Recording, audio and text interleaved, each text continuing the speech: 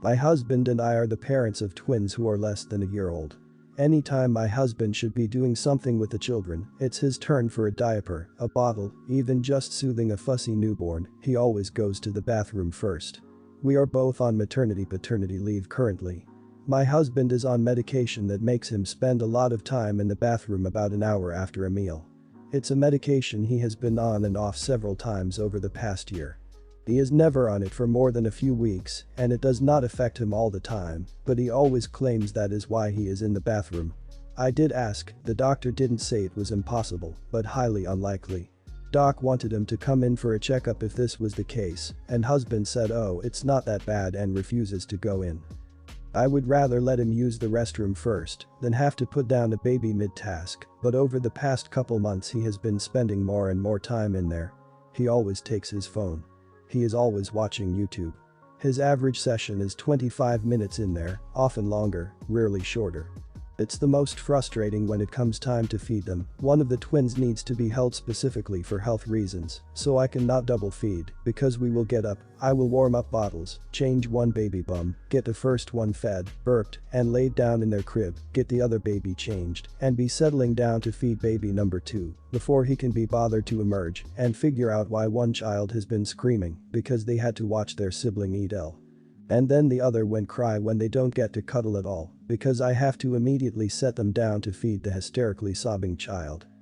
Yesterday was a week and a half since I started truly keeping track, and he, only twice in 10 days, not ditched me to go camp out in the bathroom and let me finish 80% of the childcare. Today I started a new rule. If he is in the bathroom for more than 10 minutes, I flip the Wi-Fi off. He has not spent more than 15 minutes in the bathroom at a stretch today, but is extremely upset. I feel like the fact that without the Wi-Fi his uncontrollable toilet issue cleared up rather quickly proves why it needs to be done, but he feels I am being unreasonable and I need to make sure sleep deprivation isn't making me an idiot. Not the idiot, as a mother of twins it is hard work and he isn't pulling his weight, and you've just proved it. Mine are now toddlers, and I fully admit I go for longer wheeze as it's my quiet place, but I don't when something needs doing. I've also fed a baby while on the toilet because I literally couldn't hold any longer. Call his bluff and tell him if he's going to be there a while, he might as well take the baby to feed and cuddle as well. I would have a talk about how you feel when he leaves you to do it all. Not the idiot. Turning off the Wi-Fi is very clever. He should concentrate on what he's doing when he's in the restroom. It is quite unsanitary to be sitting on the throne doing your business and playing with your cell phone or whatever at the same time. I would insist that he see his doctor, as spending 15 or 25 minutes in the toilet at a stretch is not anywhere near normal. His issues may be physical, they may be psychological, it may be that he's just an idiot, but something strange is going on here that requires a professional to help sort. Not the idiot. However, I see this as the usual dynamic of most households. This is a large reason I will never have kids. Men take their kid to the park one time and they are father of the year. They change one diaper and wow you're amazing. Meanwhile, mom works and takes care of the kids 90% of the time. I would end up going insane. I'm sorry he's doing this. Speak up and make it clear he needs to be an active participant. You're basically a single mother of twins who is monitoring an adult at the same time. So 13, I have a very bad fear of bugs. When I was little, before I was adopted, I was in a foster home that was infested with roaches, and now I just can't stand any bug. I can look at them, but I can't have them on me, or I will have a panic attack. I know it sounds stupid, but I just can't explain the way it makes me feel. So I went over to one of my friends, 14, Cassidy, for her birthday, and we had a sleepover. It was us and another girl, 15, Mia. Now we were sitting playing 2 truths and 1 lie. If you don't know what that, it is where you say 2 truths about yourself and 1 lie, and the other people have to guess which is the lie. So one of my truths was I am deathly afraid of bugs, and I can't be near them. So we got done playing at, like, 2 AM, and we decided to go to bed. Well, what I didn't know is that Mia and Cassidy were gonna pull a prank on me. Cassidy had a pet praying mantis that I did not know about. So I was almost asleep when I felt it crawling on my leg. I had barely even opened my eyes, but I was already slapping at my leg and trying to scoot back. My friends had put Cassidy's praying mantis on my leg and it got crushed while I was trying to get away. I went into a panic attack and Cassidy's mom woke up and called my mom for me. I was still sobbing when my mom picked me up and we left. That was yesterday. Cassidy won't stop texting me about paying for a replacement mantis. I told her I'm sorry, but she knew I had a fear of bugs and I won't be paying crap for her mantis. She said I killed it and that it's my fault and I should pay the $100 price of the mantis. I told her no way, but Cassidy and Tia have been texting me and saying that I overreacted and I'm being an idiot. I just want to know if I'm being an idiot or not. I really don't want to have to ask my parents to fork up $100 to pay for this bug that I killed. And I also really don't think it's my fault. Not the idiot. It was beyond cruel of your friends to exploit your phobia like that. As someone who had some toxic friends growing up, let me give you some advice I needed to hear. When people who are actually your friends find out about a weakness, their immediate reaction shouldn't be to exploit it. If they do, they're not actually your friends. Even when playing pranks on you, there are lines that shouldn't be crossed. Pranks between friends should never escalate to cause a panic attack bad. Not the idiot. Not only was that incredibly cruel to you, but Cassidy has failed as a pet owner. She is the one responsible for keeping her pet safe. That was a cruel thing to do to any animal. She put it directly in harm's way and it died because of that, not because of you. And for the record, I adore animals, including bugs, and would still likely have swatted an unexpected bug on my leg. Unfortunately, teenagers aren't known for thinking their actions fully through and can be cruel. Sorry you're having to deal with that. Not the idiot, and a few points to make the case. I'm 32. If anything with 6+ legs touches me, I am 100% killing it without thinking. Any friend that put something with 6+ legs on me would not be my friend anymore. I'm not usually fond of that tropes, but play stupid games, win stupid prizes. You are not being silly. You are not being unreasonable. You are not an idiot. And anyone who would hear about your phobia and then deliberately prey on that is not your friend. Anyone who deliberately plays on your phobia and then expects you to literally pay for the consequences is your enemy. I, 19, gave birth to a baby girl 2 weeks ago. The pregnancy was unplanned and very, very stressful. I have had an eating disorder in the past, so getting so much bigger was a huge stress for me. I'm also only 4.11 and weighed around 95 pounds for half of my pregnancy, so it was also very hard on my body. Pregnancy was not really an enjoyable experience for me for a bunch of reasons, so I was determined to try and make the birth as smooth as possible. I started my birth plan at around 7 months and was adamant I wanted an epidural. I moved back in with my mom when I was 6 months gone because of the health issues around my pregnancy, as my boyfriend works 8 to 5 and I was on bed rest for a long time. My mom helped with my birth plan and continuously said that I shouldn't have an epidural, that I should experience birth. If I don't have a natural birth with anything but gas and air, that I'm not a real mother, that young girls always cop out, etc. She was also judging me for my parenting choices. I was sick of hearing it and told her that I would be doing what I wanted and that if she was so insistent I couldn't have an epidural, then she couldn't be in the room when I gave birth. This conversation happened almost every day until I went into labor at 35 weeks. I had to have an emergency C-section. It was traumatic and painful, and I don't remember much of my daughter's birth. I'm having a really hard time coming to terms with this, and I really do feel like the universe is telling me I shouldn't be a mother because of the pregnancy issues and the birth. I stuck to my word, and my mother wasn't allowed in the room with me until the day after the birth. She came in upset, and when she held my daughter the first thing she said was she's gorgeous.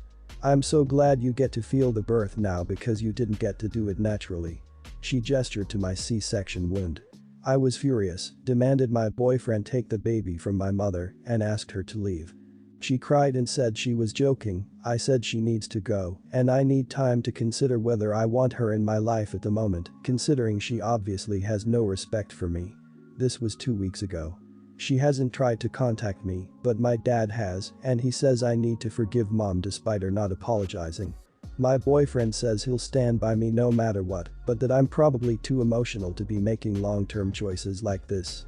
I do want my mom to meet my baby, and I feel like I'm punishing her. Everyone thinks I'm an idiot. I don't know. Am I the idiot? Not the idiot. I had an emergency C-section at 35 weeks, and it was one of the most traumatic things of my life. It also knocks you as a mum, and I felt similar, as though it somehow made my birth story not a real birth, so God forbid someone had validated that thought process, or said it was a good thing I could feel the pain of my scar. Seeing as your mum is a bloody idiot, I'm going to reassure you that any way a mother gives birth is the right way, and the universe gave you that gorgeous child because you're meant to be their mama. Not the idiot. First and foremost, congrats on the baby girl. I had a similar birth experience to you, unplanned, body dysmorphia, complications, emergency section, and I am just coming to terms with all of it.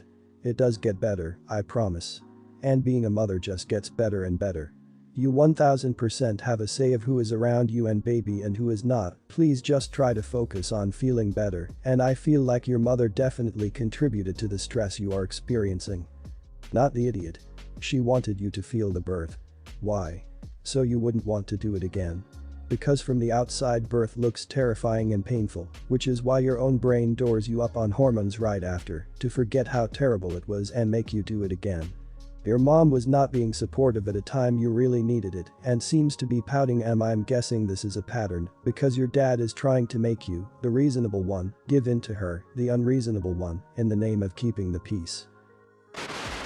My twin and I are the oldest of 5 siblings, all in our 20s. Our parents have always called me the good son, and I've always looked out for my siblings. This includes my twin. My twin is the kind of person who can't hold a job, but it's never his fault. Despite constantly calling out and faking illness, he always takes but never gives back, you get the picture. But we always just brushed it off as he's family. I, however, stopped with the enabling behavior. Recently, I was discussing my parents' wills with them. My twin and I don't make that much, but we get by. Our other siblings make okay to decent money. My parents told me that they intended to leave the house and a good amount of money to my twin. The rest of us would get equal amounts of everything else. I asked them why they would give so much to the kid who has done nothing but leech off them and never helped when they needed it, despite talking about how he would any other day, but conveniently not the day they asked him. They shrugged it off with, "He's our kid, and we know you can't carry him forever with how he's acting, so we might as well give him a safety net." I tried to protest, saying that their final gesture was basically further enabling him. I myself have stopped defending this guy. He is barely hanging by a thread, and he needs to learn how to make it on his own. I think this information would just make him smug and complacent. But my parents won't see it my way. I blew up at them, saying that they better hope this decision doesn't haunt them in death. Especially because my sister just finished her chemo and is still paying off her medical debt. The amount she and the rest of us are being left would cover some of it, but still leave a bit for her to pay off herself. If anyone deserved to have a house and that much money, it's her. My parents later told my other brother their side of what happened, and he thinks that although twin screws, it's ultimately mom and dad's money and house, so it's their choice. I think my frustration at the situation is justified, but I probably should have calmly explained it to my parents. Am I the idiot for that outburst? Technically you are the idiot, as it's your parents' money and their choice. Morally, you're right. Why on earth are they enabling a son who is physically healthy, but not addressing his mental health issues or attitude problems, and not helping their cancer-stricken daughter who has massive debts? Morally, not the idiot. I know it's their money, but your parents' actions strike me as reprehensible in regards to your sister, not you. If you were all healthy, I would say your parents were unfair and unjust for not splitting the inheritance equally. No idiots here, you have every reason to be frustrated with your brother, and from the sound of it, he will probably blow his inheritance in short order. When that happens, I hope you and your siblings will give him the lesson in taking responsibility that he deserves or needs, and let him sink or swim. That said, your other brother is correct, it is your parents' money to do with as they please. However, at least you know what to expect before that day comes, and you won't be blindsided when the will is executed. Not the idiot, it's up to them, but their reasoning screws. A friend's parents did something similar, they're leaving everything to the lazy brother who can't hold down a job because he won't cope otherwise. Trouble is, he won't cope anyway and will eventually lose everything, and the 2 other brothers have declared that since he's being left everything, they'll never help him and will, direct quote, see the little idiot homeless first. These things can cause a teeny bit of resentment. Last night was my first night babysitting for an 11-year-old boy. He seems like a very sweet and friendly child, and while I was watching him, he talked to me about basically everything under the sun. When I first arrived, he told me that his parents were getting a divorce. Then he wanted to show me around the house. His mom had already left at this point. While we were upstairs in the game room, we heard footsteps coming up the stairs. I initially thought it was just a dog, but quickly realized that the steps were far too heavy to be coming from him. When we exited the game room, the kid's dad was at the top of the stairs. At first this didn't alarm me too much, as it seemed like he was only there to get some things he'd left behind. I got the impression they are very early on in the divorce. However, before he left he sternly told the kid, "Don't tell your mother I was here." After that, he called the kid's cell phone several times throughout the night and at one point told him to please don't mess this up for me. I also heard him saying, "I don't think you understand how much your life is gonna change if mom and I get divorced." The first time he called, the kid kept saying, "No, I'm not mad at you, Dad, it's just none of my business." The kid says his dad is always trying to get me to do stuff for him, but I keep telling him that's their parents' business. Those were his exact words. From what I understand, it sounds like the dad is basically trying to put the kid in the middle of everything going on between him and the mom. I truly believe I should tell the mom her husband was at the house. The only reason I am hesitating is because of the child. I'm worried that if I tell her and she confronts the dad, he'll get angry and end up blaming the kid for something he had no control over. So, would I be the idiot for telling her what happened, potentially getting the kid in trouble with his dad? Not the idiot. Their situation doesn't matter, this is a safety and security issue. When you are in someone else's house babysitting their kid, you should absolutely know who will and will not be there. If the mother hired you, then she has every right to know that you were not alone with her kid. I would also tell her what you overheard. If it weren't the kid's father but instead some friends or some other adults, would you be concerned that he was being asked not to tell his mother or that he was being asked to do things that he didn't want to do? Not the idiot. I think just leave out the kid entirely. If it were me I'd say something like, "I assumed no one would be back for hours, so I was quite frightened when I heard footsteps on the stairs that turned out to be your husband," or something like that. Then you can describe what the dad said and did. She has no reason to think you would lie, and I don't think she would take it out on the kid. This is also about asserting your rights as a babysitter. You can say you can't be put into this position as the babysitter and that it makes you very uncomfortable. Not the idiot. As I can see, you updated and told the mother. Always tell the person you are babysitting for if someone unexpected turns up. Unexpected means the parent didn't tell you. Especially if they let themselves in. You didn't know who he was, he could have been dangerous to you or the child. Also, never let anyone in without express permission from the parent first. A few mothers-in-laws have kidnapped grandchildren this way. I'm glad you're safe and well after this really quite creepy encounter.